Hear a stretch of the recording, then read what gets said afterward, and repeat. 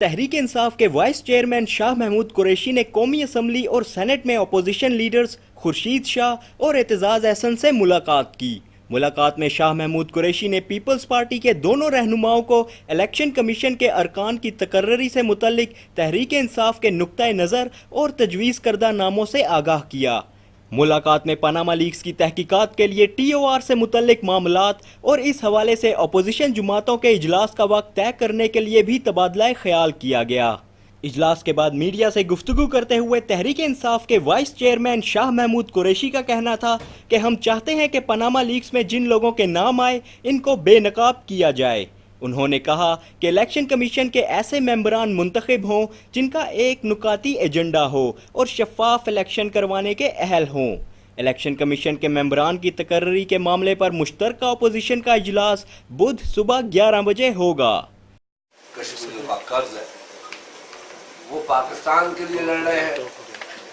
آج بھی ان کے بچے یونیورسٹیوں میں پاکستان کا فلیگ لہراتے ہیں، ان کو مارے پڑتی ہیں، ان کو مارا جاتا ہے۔ آج بھی کشمیر میں سری لنگر میں یا کہیں بھی پاکستان کا جھنڈا لے کے وہ نکلتے، کسی اور ملک کا نہیں نکلتے، ان کو سزائیں بھی اس چیز کی ملتی ہیں۔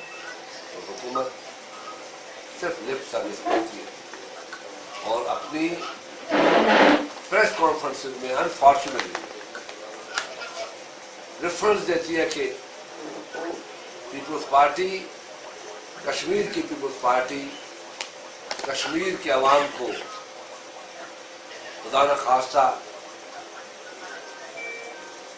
مار دھاڑ پہ مصروف ہے اور ہندوستان کی حکومت کی طرف وہ قتل و غارت کر رہی ہے۔ بڑے افسوس کی بات ہے، یہ بات کرتے ہوئے ان کو سوچنا چاہیے، سمجھنا چاہیے کہ اس سے وہ کشمیریوں کی خدمت نہیں کر رہے۔ 6 مہینے سے دو وفاقی وزراء اور ایک ایڈوائزر 6 مہینے سے مسلسل کشمیر میں بیٹھ کے جو وہاں کے حالات خراب کرنا چاہتے ہیں وہ بھی ساری قوم دیکھ رہی ہے۔ میں نہیں سمجھتا کہ الیکشن کے ماحول۔ اجلاس کے بعد اپوزیشن لیڈر خورشید شاہ نے کہا کہ کشمیر کی عوام پاکستان کے لیے مشکلات برداشت کر رہی ہے، آج بھی کشمیر میں پاکستان کے جھنڈے لہرائے جاتے ہیں۔ انہوں نے بھارتی فوج کی جانب سے کشمیریوں کی قتل و غارت گری کی مذمت کرتے ہوئے کہا کہ عالمی برادری کو بھارتی مظالم کا نوٹس لینا چاہیے۔ کیمرامین سلیم اختر کے ساتھ عمر برنی، رسائی، اسلام آباد۔